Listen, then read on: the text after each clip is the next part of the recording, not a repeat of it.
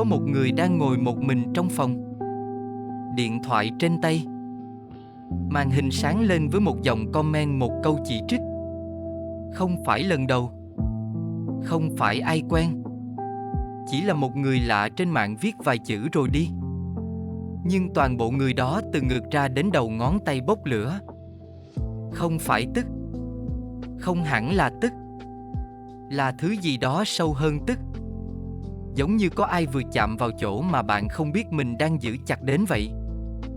Và người đó ngồi đó, gõ câu trả lời. Xóa đi, gõ lại, xóa lại. Cuối cùng đặt điện thoại xuống, nhìn ra cửa sổ. Và trên con đường phía dưới có một vị tu sĩ đang đi, chân trần, không điện thoại, không túi, mắt nhìn thẳng về phía trước. Đi chậm đều như thể không có gì trên đời này cần phải vội. Người đó ngồi nhìn một lúc. Và câu hỏi đầu tiên chạy qua đầu không phải là ngài tu hành gì hay ngài đi đâu, mà là một câu rất lạ, rất cụ thể. Tại sao ngài trông như thể không có gì cần bảo vệ? Không cần bảo vệ danh tiếng, không cần bảo vệ lời ngài vừa nói, không cần bảo vệ hình ảnh người ta đang có về ngài. Tại sao? Và câu hỏi đó nếu bạn chịu ngồi với nó đủ lâu sẽ dẫn bạn đến một trong những khái niệm sâu nhất, cũng là bị hiểu nhầm nhiều nhất trong toàn bộ triết lý mà sư Minh Tuệ và các vị tu sĩ đầu đà đang sống theo. Khái niệm đó có tên. Trong tiếng Pali ngôn ngữ của kinh điển Phật giáo Nguyên Thủy nó gọi là Anatta. Tiếng Việt dịch là vô ngã. Và đây là điều mình muốn bạn giữ trong đầu suốt 20 phút tới. Vô ngã không có nghĩa là bạn không tồn tại. Không có nghĩa là bạn không có cảm xúc, không có quan điểm, không có bản thân. Vô ngã có nghĩa là bạn không bị cái bản thân đó giam cầm. Và sự khác biệt giữa hai điều đó là khoảng cách giữa người ngồi bốc lửa vì một comment trên mạng và người đang đi chân trần bên dưới cửa sổ không cần bảo vệ điều gì. Nhưng trước khi đến đó mình muốn hỏi bạn một câu. Bạn là ai? Không phải câu hỏi triết học. Hỏi thật. Khi ai đó hỏi bạn bạn là ai, câu đầu tiên bạn nói là gì? Tên, nghề nghiệp, quê quán, gia đình. Tôi là giáo viên. Tôi là mẹ của 2 đứa con. Tôi là người Hà Nội. Tôi học ngành kỹ thuật. Những câu đó đúng, không sai. Nhưng thử nghĩ xem nếu mai ngày bạn mất việc, bạn có còn là bạn không? Nếu con bạn lớn lên và rời đi, bạn có còn là bạn không? Nếu bạn chuyển đến thành phố khác không ai biết bạn là ai, bạn có còn là bạn không? Câu trả lời hiển nhiên là có, tất nhiên là có. Nhưng thử nghiệm ngược lại, nếu ai đó nói những câu đó sai, nói sai nghề nghiệp bạn, nói sai quê bạn, gọi nhầm tên bạn, bạn cảm thấy thế nào? Khó chịu. Muốn sửa. Muốn nói không, tôi không phải vậy. Tại sao? Vì chúng ta đã gắn cái tôi của mình vào những nhãn đó. Không phải vì nhãn đó là tôi, mà vì không có nhãn đó mình không biết mình là gì. Và đó là nơi câu chuyện bắt đầu. Từ lúc bạn sinh ra, não bộ của bạn bắt đầu thu thập dữ liệu. Không phải về thế giới mà về bạn. Cô giáo khen bạn thông minh, não ghi lại tôi thông minh. Bạn thi trượt một lần, não ghi lại tôi không giỏi toán. Người ta nói bạn nhạy cảm quá, não ghi lại tôi là người nhạy cảm. Bạn một lần liều lĩnh làm điều gì đó và thành công, não ghi lại tôi là người dám liều. Từng mảnh, từng năm, từng lần bị khen hay bị chê. Và đến một lúc bạn có một bộ hồ sơ trong đầu về chính mình, dày, chi tiết, và bạn tin vào nó tuyệt đối. Đó là cái tôi. Không phải bạn đã chọn nó. Không phải bạn đã ngồi xuống và quyết định từ nay tôi sẽ là người như thế này. Nó được xây dựng từ những phản hồi bên ngoài, từ những chuyện xảy ra, từ những lần bạn bị đối xử theo cách này hay cách khác. Và bây giờ bạn đang sống để bảo vệ bộ hồ sơ đó. Ai nói gì trái với nó bạn muốn cãi. Ai làm gì đe dọa nó bạn muốn phòng thủ. Ai nhìn bạn không đúng theo cái hình ảnh bạn có về mình, bạn cảm thấy bị tổn thương. Và không ai nói với bạn điều này. Phần lớn sự mệt mỏi trong cuộc sống của bạn không phải đến từ công việc, không phải đến từ mối quan hệ, không phải đến từ tiền bạc. Nó đến từ việc liên tục phải bảo vệ, duy trì và khẳng định cái bộ hồ sơ đó. Ngày nào cũng vậy. Không ngừng. Nếu những gì kênh Bước Chân Vô Ngã đang chia sẻ đang chạm đến điều bạn chưa dám nói thành lời, đăng ký để không bỏ lỡ video nào. Và để lại bình luận ngay bây giờ câu đầu tiên bạn nói khi ai đó hỏi bạn là ai. Và bạn có nghĩ câu đó là bạn thật sự không? Bây giờ để mình hỏi ngược lại bạn. Sư Minh Tuệ, Ngài là ai? Không phải theo nghĩa tiểu sử, mà theo nghĩa cái tôi của Ngài trông như thế nào? Thử liệt kê. Ngài không có tên chức danh, Ngài từ chối danh hiệu. Ngài không có nghề nghiệp, Ngài không gọi mình là sư, không nhận mình là thầy. Ngài không có tài sản, không nhà, không tiền, không vật dụng cá nhân ngoài bình bát và tấm y. Ngài không có địa vị xã hội theo bất kỳ tiêu chuẩn nào mà chúng ta quen dùng. Nếu ai đó nói xấu Ngài, Ngài không phản bác. Nếu ai đó tân bốc Ngài, Ngài không khẳng định. Nếu ai đó hỏi Ngài có phải Phật không, Ngài nói con chỉ là người tu tập. Nếu cơ quan chức năng yêu cầu Ngài dừng, Ngài dừng. Không phải vì Ngài không có quan điểm, không phải vì Ngài không biết mình muốn gì, mà vì Ngài không cần người khác xác nhận cái tôi của mình là đúng. Bạn có để ý không, cái thứ làm chúng ta khổ nhất trong các cuộc tranh cãi, trong các mối quan hệ, trong những lúc bị phê bình không phải là thông tin sai, mà là cảm giác bản thân mình đang bị phủ nhận. Anh không hiểu tôi. Họ không nhìn nhận đúng về tôi. Mọi người đang hiểu sai tôi. Nghe quen không? Tất cả những câu đó đều xoay quanh một trung tâm, cái tôi đang cần được nhìn nhận đúng. Và Ngài trong hàng trăm tình huống trước hàng triệu người giữa những luồng thông tin trái chiều nhất về Ngài không có phản ứng đó. Không phải vì Ngài tê liệt cảm xúc, mà vì Ngài không có cái trung tâm cần được bảo vệ đó. Hãy nghĩ về điều này. Năm 2024 có những người đã đến trước mặt Ngài và nói những điều rất nặng. Gọi Ngài là giả dối. Nói Ngài đang lợi dụng lòng tin của người dân. Quay camera sát vào mặt Ngài, cố tình gây hấn, chờ xem Ngài sẽ phản ứng thế nào. Ngài nhìn họ, không giận, không biện hộ, không giải thích dài dòng. Ngài nói đại ý: nếu quý vị thấy con có điều sai, xin quý vị chỉ ra để con sửa. Con cảm ơn. Chỉ vậy. Và người đứng quay camera đó về sau kể lại đã không biết phải làm gì tiếp theo. Vì người ta đến để gây chiến, nhưng không có ai để chiến với. Bởi vì chiến tranh cần hai phía, và Ngài không là một phía. Không phải vì Ngài yếu, không phải vì Ngài sợ, mà vì Ngài không có gì để bảo vệ theo cách người ta nghĩ. Và đây là lúc mình cần giải thích vô ngã không phải theo nghĩa giáo khoa, mà theo nghĩa bạn có thể dùng ngay hôm nay. Trong Phật giáo Nguyên Thủy Theravada có 3 đặc tính của mọi thứ tồn tại. 3 pháp ấn. Vô thường mọi thứ thay đổi, khổ mọi thứ bám víu đều tạo ra đau, và vô ngã anatta, không có cái gì là tôi cố định bất biến tách rời khỏi mọi thứ khác. Nghe có vẻ trừu tượng, nhưng hãy để mình thử một hình ảnh. Bạn có một ngọn nến đang cháy. Lửa đó là bạn trong phép thử này. Ngọn lửa đó trông giống như một thứ cố định, nó có hình dạng, nó có màu sắc, nó đứng yên một chỗ. Bạn nhìn vào và nghĩ đó là ngọn lửa. Nhưng thực ra ngọn lửa đó đang thay đổi từng phần nghìn giây. Từng phân tử sáp đang cháy đi và biến thành ánh sáng và nhiệt.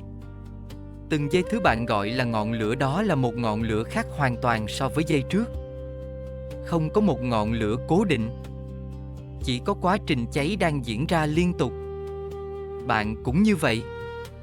Không có một tôi cố định đứng yên bên trong bạn từ lúc sinh ra đến lúc chết. Có những quá trình đang diễn ra, liên tục suy nghĩ, cảm xúc, phản ứng, ký ức. Chúng thay đổi từng giây. Bạn lúc đang tức giận không phải là bạn lúc đang yêu.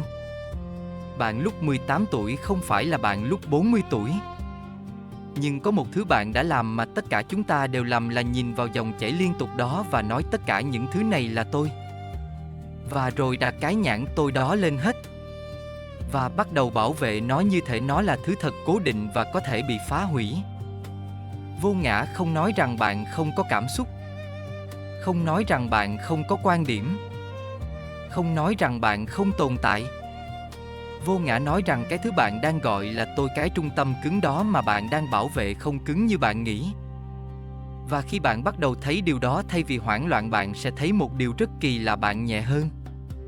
Không phải ít thật hơn, mà nhẹ hơn. Nếu video này đang mở ra điều gì đó bạn chưa từng nghĩ đến theo cách này, đăng ký kênh Bước Chân Vô Ngã mình chia sẻ mỗi tuần. Và để lại bình luận ngay bây giờ. Bạn có khi nào cảm thấy mình đang chiến đấu để bảo vệ điều gì đó nhưng không thật sự chắc mình đang bảo vệ điều gì không? Bây giờ hãy quay lại Ngài. Vì đây là chỗ nhiều người nhầm khi nhìn về sư Minh Tuệ và các vị tu sĩ đầu đà. Người ta nghĩ Ngài không có cái tôi vì Ngài đã từ bỏ tất cả. Từ bỏ nhà, từ bỏ tiền, từ bỏ gia đình, từ bỏ sự tiện nghi, vì vậy không còn gì để cái tôi bám vào. Nhưng đó không phải cách nó hoạt động. Vì có rất nhiều người không có tiền, không có nhà, không có gia đình mà vẫn bị cái tôi giày vào mỗi ngày. Vẫn tức giận vì bị coi thường. Vẫn so sánh mình với người khác. Vẫn cần được nhìn nhận và xác nhận. Bởi vì vô ngã không đến từ việc không có gì. Vô ngã đến từ việc nhìn thấy bản chất của cái tôi và không còn bị nó điều khiển. Ngài vẫn biết mình là ai. Ngài biết tên mình. Ngài biết mình đang đi đâu. Ngài có quan điểm rất rõ ràng về con đường tu tập của mình và Ngài không thay đổi vì ai ép. Nhưng Ngài không cần bạn đồng ý với Ngài để Ngài vẫn là Ngài. Ngài không cần bạn khen Ngài để Ngài tiếp tục đi. Ngài không cần bạn hiểu Ngài để Ngài bình yên. Đó là điểm khác biệt. Người có bản thân mạnh mẽ theo nghĩa thế gian, người cần được khen, cần được xác nhận, cần được nhìn nhận đúng, thật ra đang sống phụ thuộc vào thế giới bên ngoài nhiều hơn bất kỳ ai khác. Người thực hành vô ngã không phải người không có bản thân, mà là người không cần bản thân đó được xác nhận từ bên ngoài để tồn tại. Bạn có thấy sự khác biệt không? Một người nói tôi tự tin vì mọi người nghĩ tôi giỏi. Người kia nói tôi không cần mọi người nghĩ gì về tôi để làm điều tôi thấy đúng. Cả hai đều có bản thân.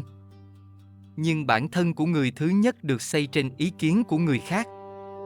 Bản thân của người thứ hai được xây trên điều gì đó khác, thứ gì đó bên trong không lay chuyển theo gió bên ngoài. Trong Phật giáo người ta gọi đó là tâm không lay động, Upekkha, bình thản, không phải vì không có gì xảy ra mà bình thản ngay giữa tất cả những gì đang xảy ra.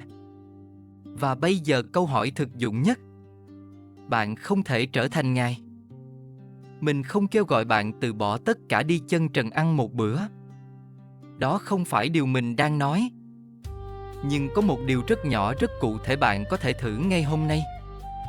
Lần tới khi bạn cảm thấy bốc lửa vì điều gì đó, một comment, một câu nói, một cái nhìn của ai đó, trước khi phản ứng hãy dừng lại và hỏi một câu: điều gì trong tôi đang cảm thấy bị đe dọa? Không phải câu hỏi để biện minh cho cơn tức. Không phải để biện hộ cho mình. Chỉ để thấy. Thường thì câu trả lời sẽ là một trong những thứ này: hình ảnh về sự thông minh của mình, hình ảnh về sự tốt bụng của mình, hình ảnh về năng lực của mình, hay đơn giản là hình ảnh rằng mình là người đúng trong tình huống này. Và khi bạn thấy được cái đó, thứ đang bị đe dọa, bạn sẽ thấy điều rất kỳ lạ. Bạn vẫn có thể tức. Tức không sai. Tức là thông tin nó nói với bạn rằng có điều gì đó đang không ổn. Nhưng cơn tức đó không còn kiểm soát bạn theo cách nó thường làm. Vì bạn đang nhìn nó chứ không phải bị cuốn vào bên trong nó. Đó là bước đầu tiên của vô ngã. Không phải từ bỏ cái tôi, mà là thấy nó. Và khi thấy nó, bạn có quyền lựa chọn mà trước đây bạn không có phản ứng từ bên trong cơn tức đó, hay phản ứng từ chỗ cao hơn một chút, chỗ bạn đang quan sát cơn tức đó. Ngài đi qua hàng triệu tình huống như vậy. Mỗi ngày, mỗi bước.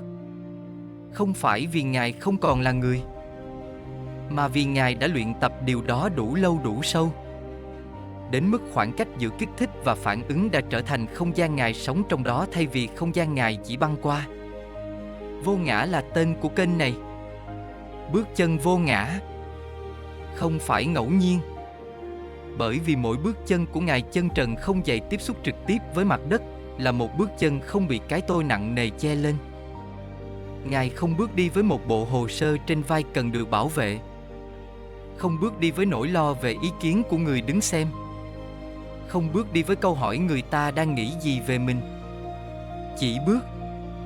Và mỗi bước như vậy không phải vì nhẹ nhàng, không phải vì dễ, mà vì thứ nặng nhất trong chúng ta không phải hành lý vật chất. Nó là cái tôi mà chúng ta đang mang theo và liên tục phải bảo vệ. Bạn đang mang cái gì trên vai? Không phải câu hỏi tu từ. Hỏi thật. Hình ảnh về người thành công bạn đang cố xây dựng. Câu chuyện về vết thương cũ bạn chưa buông.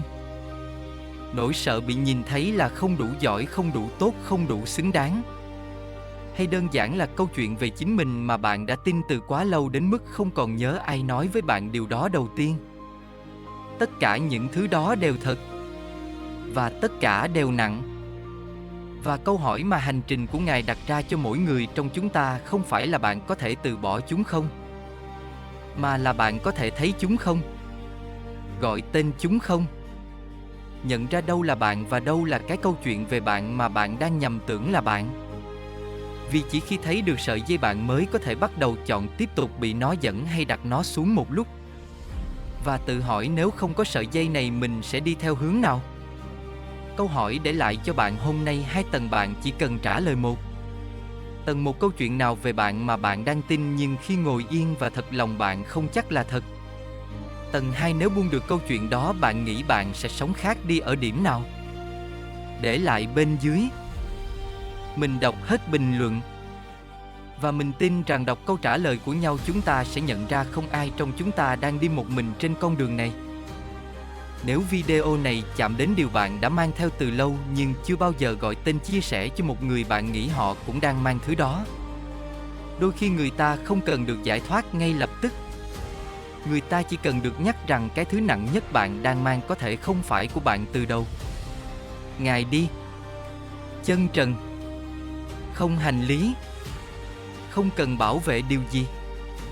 Không phải vì Ngài không có gì, mà vì Ngài đã thấy rõ thứ đáng sợ nhất không phải mất đi cái tôi. Thứ đáng sợ nhất là sống cả đời để bảo vệ thứ chưa bao giờ là bạn.